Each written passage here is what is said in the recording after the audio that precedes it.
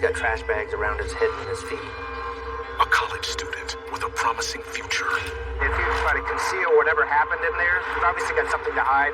Whose life takes a tragic turn. Or he's dead. When he falls under the spell. I know you sent him some bouquets one day. Of a mysterious friend. Nobody knows his real name. This is why he's invisible. I think you want to control over him.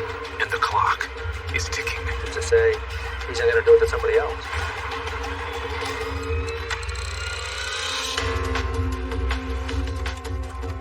For homicide detectives, their chance of solving a murder is cut in half if they don't get a lead within the first 48 hours.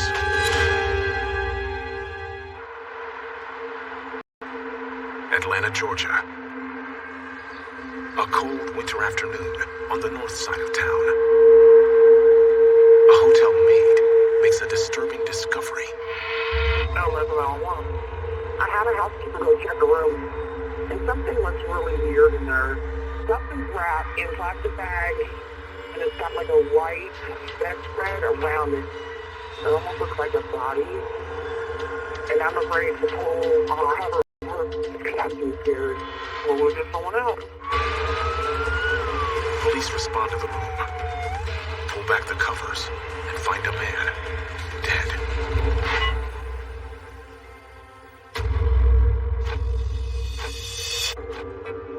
The hotel, it's an extended stay type of hotel. Pay for the room for the day, for the night, for a week. So you get a wide variety of people at the particular hotel. Born and raised in rural Maine, Detective Darren Smith is a 10-year veteran of Atlanta PD, 3 of those in homicide. Off the clock, he spends time with his wife of 5 years and loves fly fishing. When I left Maine, I had placed up there for about 5 years for a department not too far from where I grew up. I was actually looking to experience a little more, get to see a little more. And then, Atlanta offered the job, and here I am, 10 years later.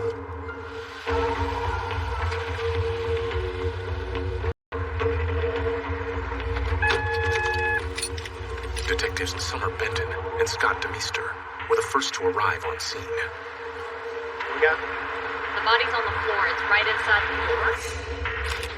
The body looks like it's wrapped in the fitted bed sheet and the comforter, and looks like it's got like big black garbage bags around the middle for a century or anything like that. It's just weird how the body's wrapped up. The Emmy's about to unwrap him, so we got here for some time. All right. Let's go take a look. Okay.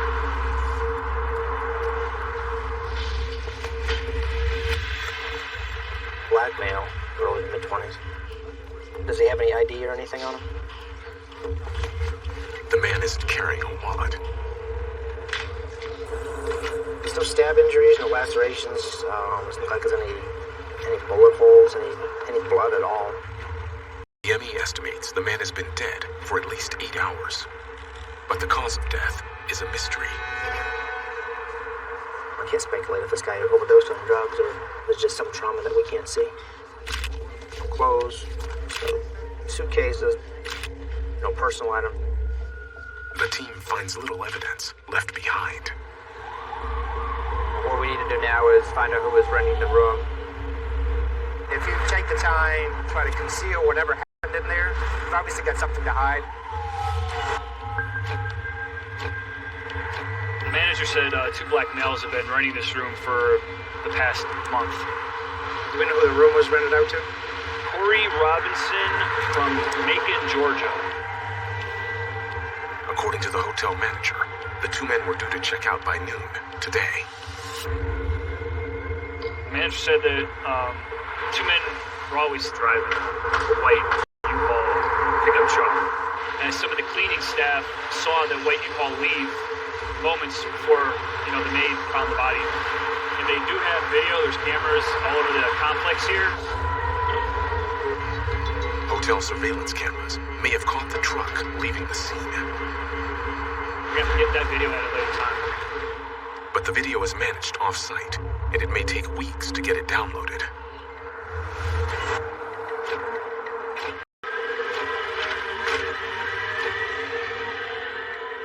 There's no obvious signs of trauma to the body, and cause of manner of death will be pending autopsy. And have not verified whether or not he's supposed to be staying in that room or not. The biggest mystery is how he died. Even if it's an overdose, you can't wrap a body up, as far as I know, anywhere in this world and think you can get away with it.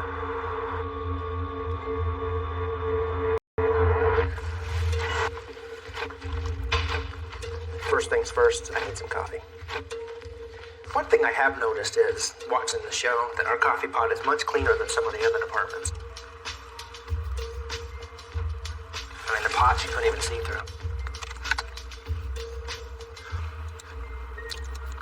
It's actually kind of gross, to be honest with you. I was able to get a little information on the person that had been paying for the room. Hey, look at that. Corey Robinson.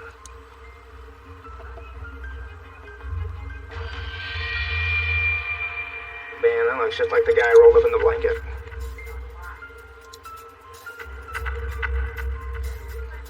I think the dead guy is the guy that rented the room. Looks just like him. Yep, that's him. 22-year-old Corey Robinson grew up south of Atlanta in Macon, Georgia. He moved to the city 2 years ago to study at Kennesaw State University and dreamed of one day owning his own business. Corey leaves behind his mom and older sister.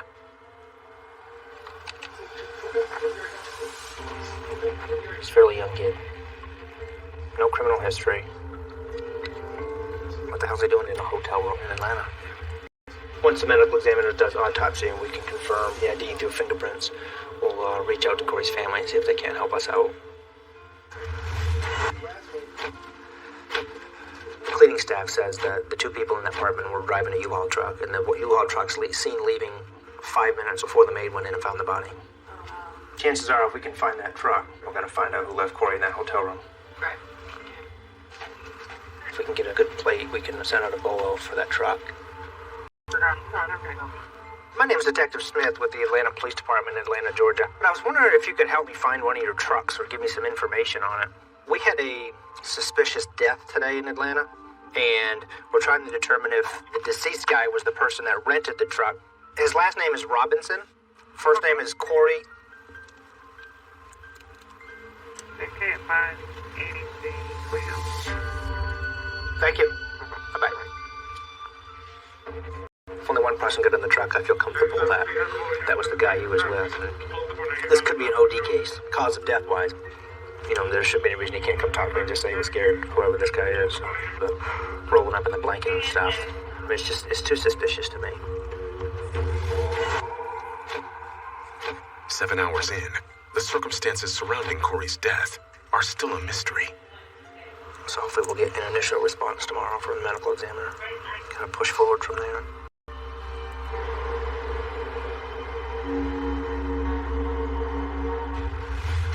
The next morning, Corey's autopsy results are in. Medical examiner indicated that the victim was, when you strangulate somebody, there's got to be some type of personal connection there. Whether it was something somebody intended to do or it was just a heat of the moment type thing. Corey's killer has been on the run for almost 24 hours. Let's see if I can call Courtney real quick. The ME notified Corey's family and gave Smith a phone number for his sister, Courtney. Maybe she can provide some more leads for us. You know, anything at this point will help.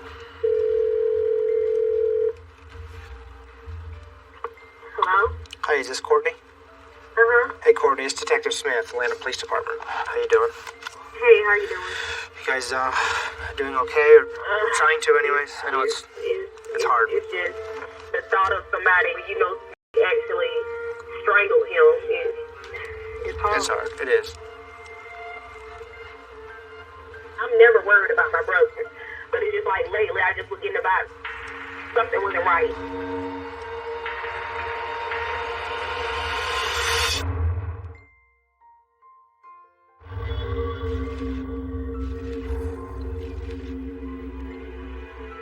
He was hanging with this dude named Aiden. They stay at different hotels together. Corey's sister says he couldn't attend classes or live on campus for the spring semester because his financial aid didn't come through. Corey was working at a restaurant to earn money until he could return to school.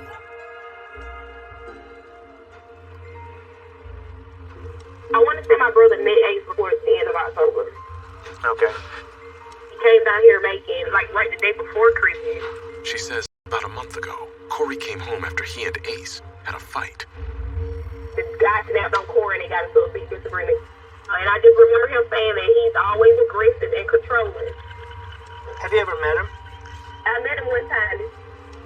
He's like the same height as Corey. He's a little lighter than him. And he's skinny.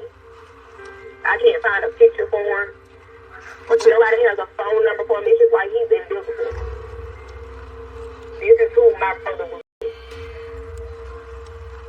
I remember last time he talked to him was Friday. Do you remember what time on Friday? It was around 4. Courtney says Corey called her the day before his body was found. And he was just like, he takes him like a prisoner. Like he can't do anything or go or leave when he wants to leave. He was like, things is not what it seemed to be. I'm just ready to come home and start over. Okay. And this is my last year first.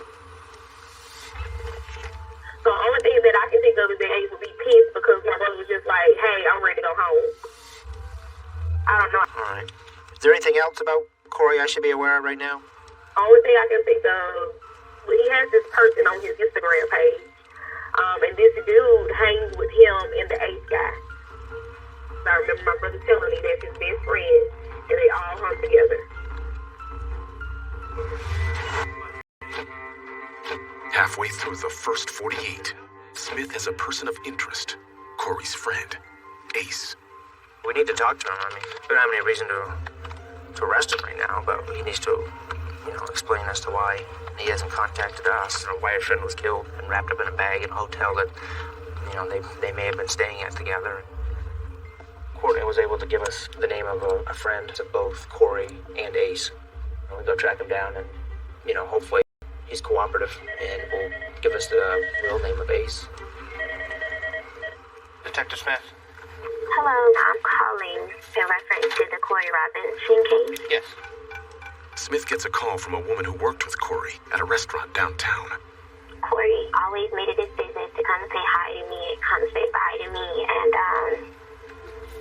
I'm sorry, just bear with me, please. Oh, no problem. Take your time. They called me and told me that I wasn't even at work.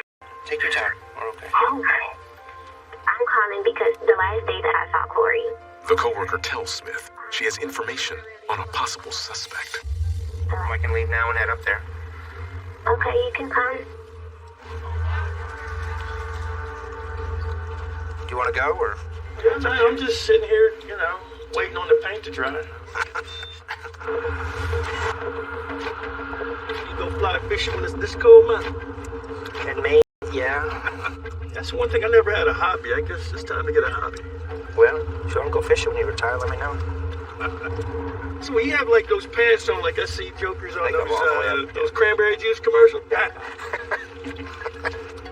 Catch a few fish, drink a few beer, Yeah, eat, take a nap, do a little more fishing.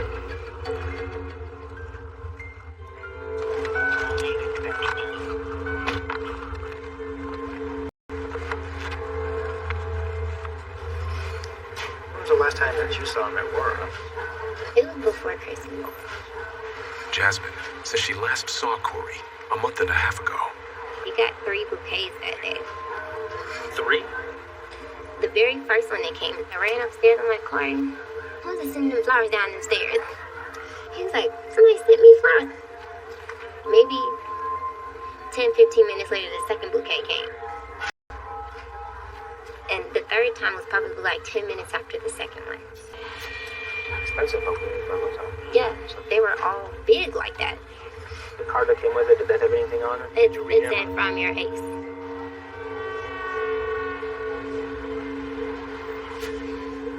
He was like, he's coming to pick me up. I'm like, oh, okay. And the guy pulled up. Courtside, Jasmine, this is Ace. I just remember looking in his eyes, and I didn't feel right then. You were think if he was sending flowers to him just before Christmas and he's dead, he'd be calling family, friends, figuring out what's going on with this guy.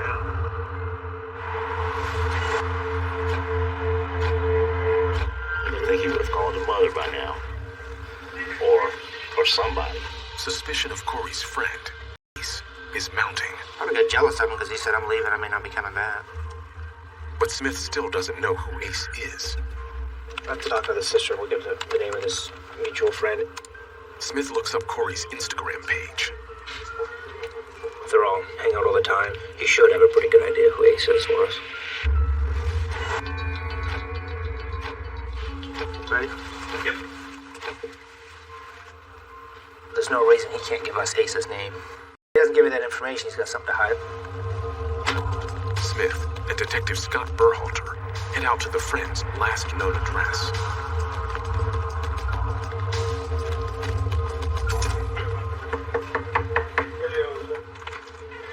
How you doing?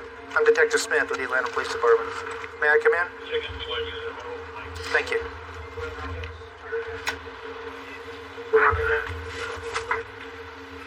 You hear what happened to Corey? I keep hearing some things.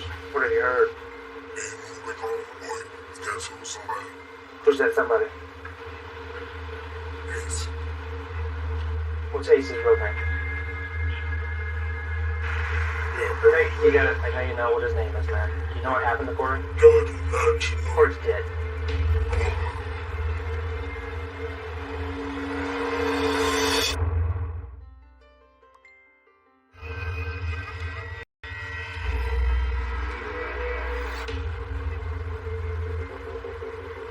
Is this Corey?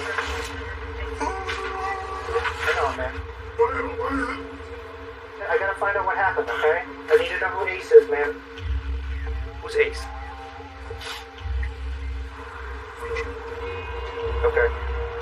Richard's last name.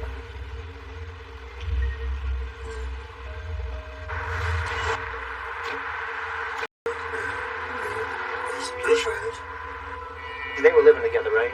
Yeah. When was the last time you spoke to Ace? Friend. He says Ace called him around 5:30, the night before Corey's body was found. So, he's your head.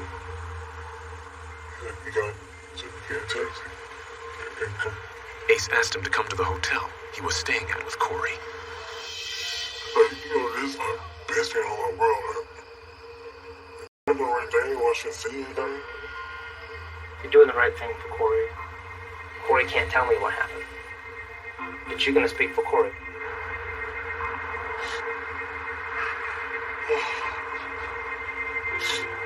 Take your time, man. Walk me through what happened when you got to the hotel.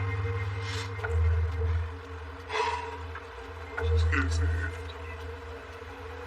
You can do this, man. What did you see?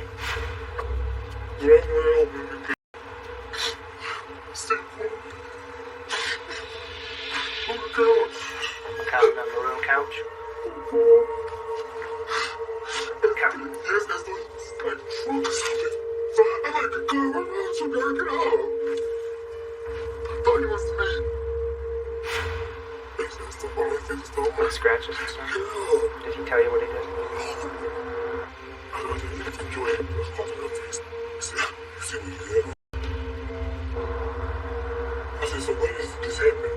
He said 40 minutes ago. How long were you there? Or 2, maybe? And he never moved or... No. I feel so bad. I think he was... Don't feel bad. Yeah. He says Ace drove him home in the white U-Haul truck and left.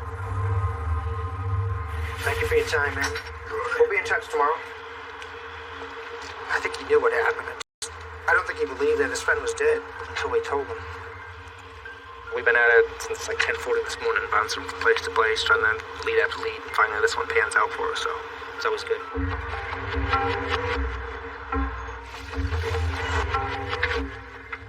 34 hours after Corey's murder, Smith hopes he's finally identified the elusive Ace. I think we got him.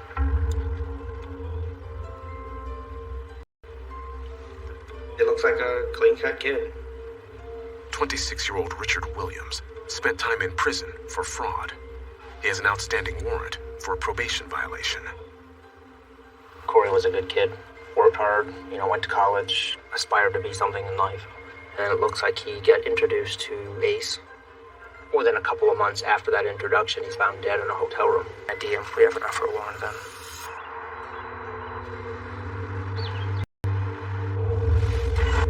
The next day. Hello? Hey, it's Detective Smith, man. How you doing? Smith calls Corey and Ace's friend to arrange a time to meet.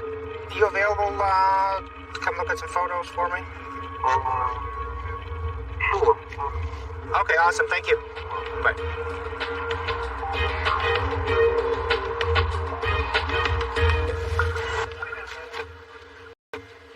As the clock ticks away. That's him. Detective Smith? Smith gets a call from the friend. Hey, you downstairs? No, I'm right downstairs. I don't know what's going on right now. I don't think I should. But you're still going to be willing to talk and help us out, right?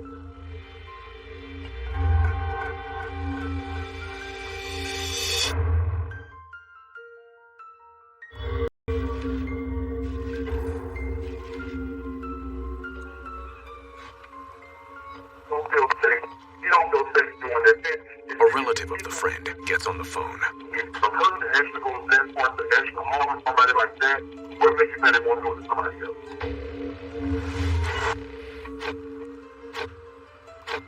The quicker you can come in and identify him for me, if you do that, man, we got enough to get a warrant. And we can go over any concerns that you guys may have when you get here. I mean, I can meet you out on the curb if you want, if you don't want to walk into headquarters. All we're going to do is have you look at a picture and positively say, yeah, this is him.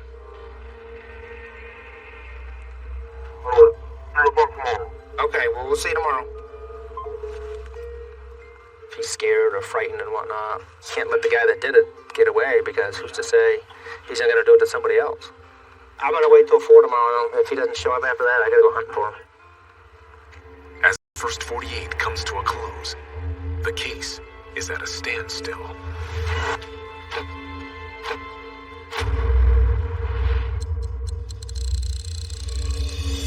In the first 48, Detective Darren Smith responded to the suspicious hotel room death of Corey Robinson. Found out Corey was strangled. Talked to a witness who saw Corey's friend, Ace, alone in the hotel room with Corey's body. But can't get a warrant for Ace until the witness picks him out of a lineup. The next afternoon. All right, man.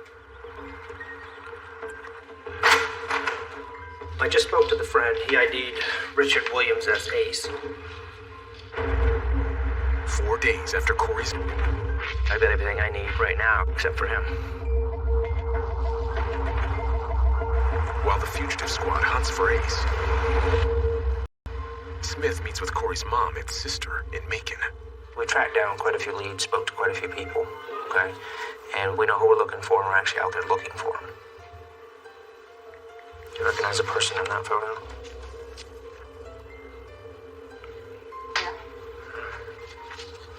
This is him.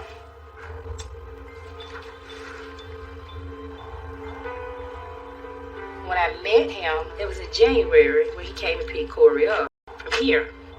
When I met him, I got an eerie feeling. It was just a weird feeling. It wasn't warm. He was quiet and kind of reserved. Okay. So, Corey had reached out to you about moving home, right? He's always like so independent, but if he say he's coming home, something not right. He was like, I should be there either Friday or Saturday, and that was just it. And I just told him that I love him and I worry about him all the time. And he's just like, I'm okay. I don't want him to think that he's just gonna get away. No. I have a lot of people looking. Now is the best time to just focus on all the good things, okay? And I'll keep you guys informed of what's going on. Like I said, I'm so sorry you guys gotta go through all this.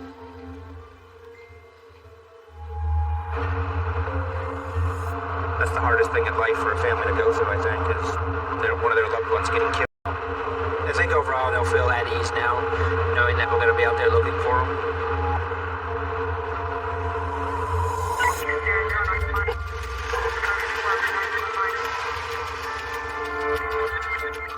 as the search for Ace intensifies.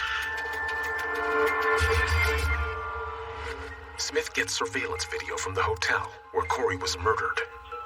There's no actual witness to the murder, so we're hoping the video is gonna shed some light on some of the missing pieces that we have. Narrow down a timeline on when we think Corey was actually murdered. Smith starts with the footage from Friday afternoon, when he believes the murder occurred. These are the main cameras coming in and out of the complex. The truck's gotta go through here.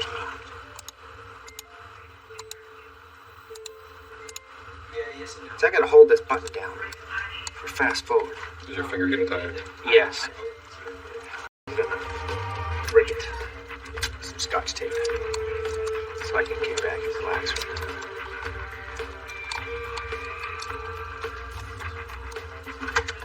It's like a remote control, but different. What do we got coming in?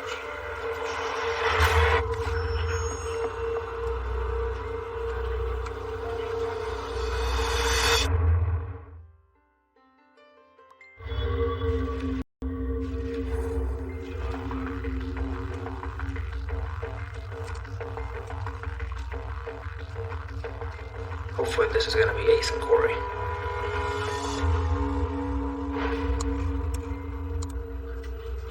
Back into the one space that isn't on the camera, so I can see how many people get out of the truck. Smith tries another camera. That's the room right there. Looks like around 3:37 p.m. People going into the room. Light pants. See a dark shirt there. That's the victim. I believe that is Ace. Corey's sister said the last time they had contact was around 4 p.m. The friend indicated that he got a call from Ace at around 5:30. Looks like we're around 4:45 p.m. There's a good chance the murder could be occurring right now. So, you got to get a taxi and come. That's the cab right there. It's about 5:48. It's about the right time frame. That's the friend.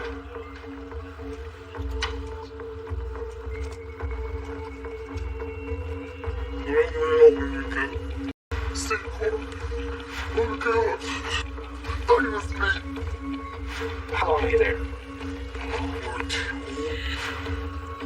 I cared about 8:11. The Ace is giving the friend a ride home. 10:19 p.m. The U-Haul returns.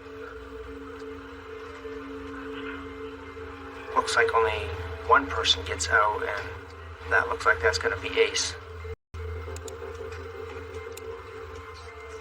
After that, nobody else is in or out of that room for the rest of the night. You know, was he packing, cleaning up stuff?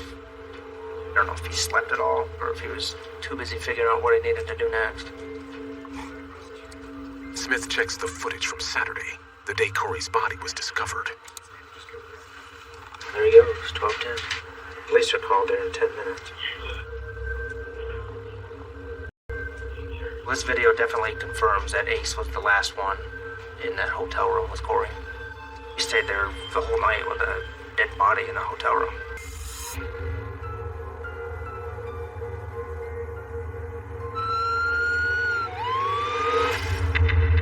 After searching for 2 months, the fugitive squad tracks Ace down at a hotel in East Point, a suburb just south of Atlanta. Apparently he was held up in a hotel room with printers and computers, making bad checks and cashing them and getting money. Basically what I need to do is put him in the hotel with my victim.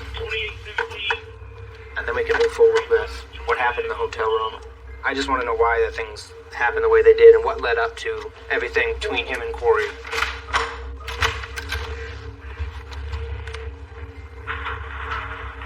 Alright, well I'm Detective Smith. Did they tell you what you were arrested for? Yeah, he said something about homicide. That would be me. Yeah. I mean, I'm here. If you got something you want to ask me, I'll give you an answer. So who do you hang out with in Atlanta? I know a lot of people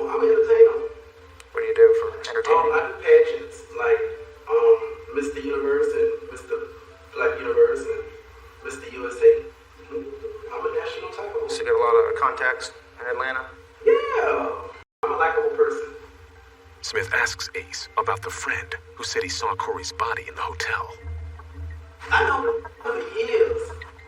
You know, he told me we had got interviewed by the police and about, you know, Corey passing away or whatever. And, you know, that I was a suspect. And what about Corey? What's the deal with Corey? Me and Corey, you know, we were best friends. What was the time frame on that? I am not good with dates. Where'd you guys stay at? Well, I didn't stay with him. He stayed at the Ace claims Corey was staying at the hotel by himself. Did you go up to visit him? All the time. You guys must have been pretty close, though. Because I know you sent him bouquets one day, something like 2 or 3. Yeah. Did you love him? Like, what do you mean by love? Like love? You know. So when was the last time you saw Corey?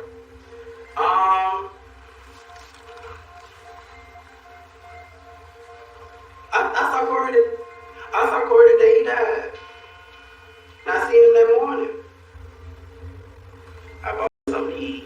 And then I left. What time did you leave the hotel? Yeah. So what made you think I killed him? Why would you put a warrant out on me for killing him? Oh, because I know you did.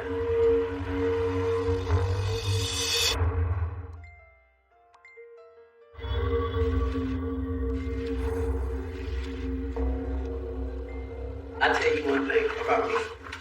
I've been a criminal for a long time. You know, cashing checks and stealing from flower miles. But I don't kill people.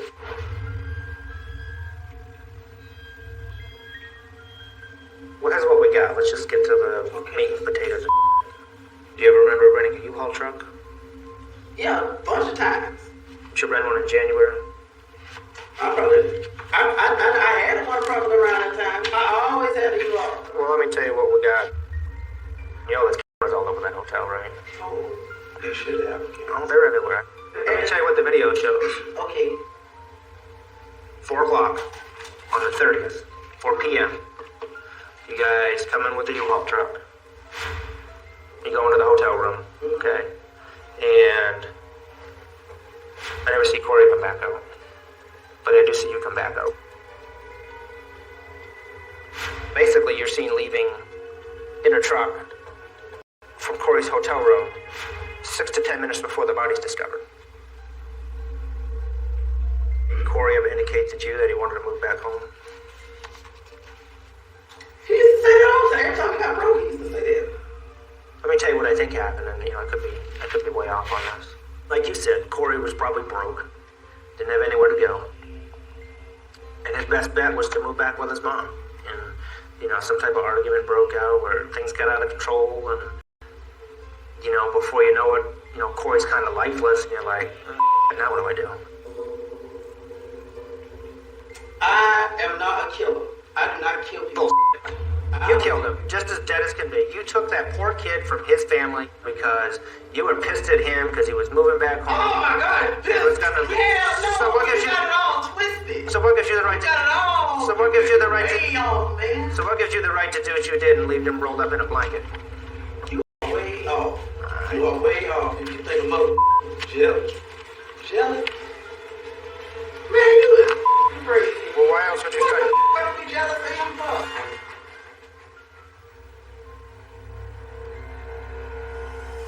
Who gives you the right to do that to him?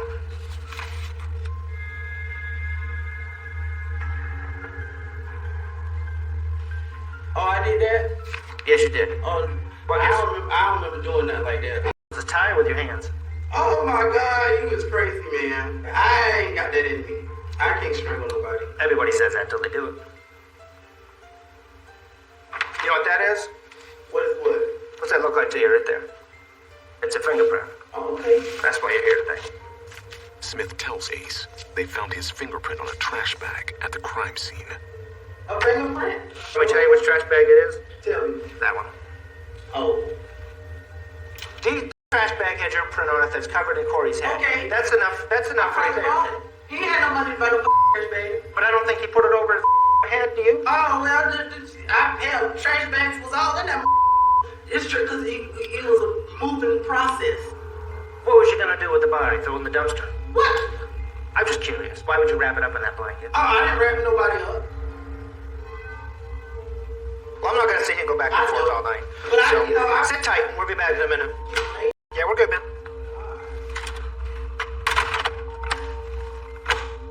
I got bits and pieces from him. I think he thinks he can get away with it. He's got that superior attitude. He allegedly left the guy rolled up in a blanket, dead in a hotel room. I think he was going to come back and dispose of the body. That's what I think. Ready?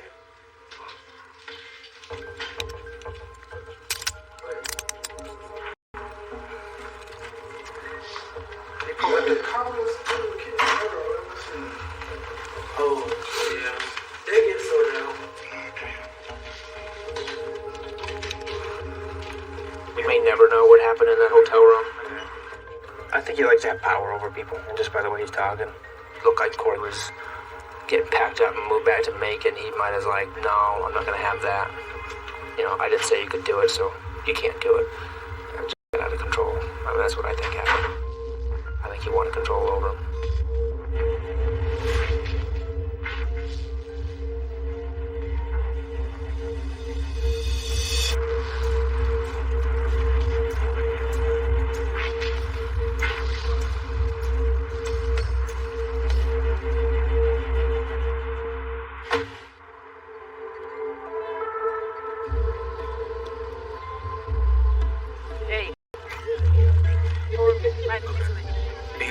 Later, Corey's family and friends still struggle to come to terms with his senseless death. Corey's very genuine, always positive, always encouraging. Whenever I was going through anything, like I could call him, and it's just like I don't have anybody I can call anymore. And it's, you know, I feel like my life was just so hard. I miss him calling me every night. He always told me, Mama, I love you, and I'm going to do the best to make you proud of me. I've never seen this coming. The idea of closure is a false illusion. Yes, the case is closed, but that in no way changes the outcome. We lost someone special, someone that we love dearly, and that void in our life can never be resolved. I'm not going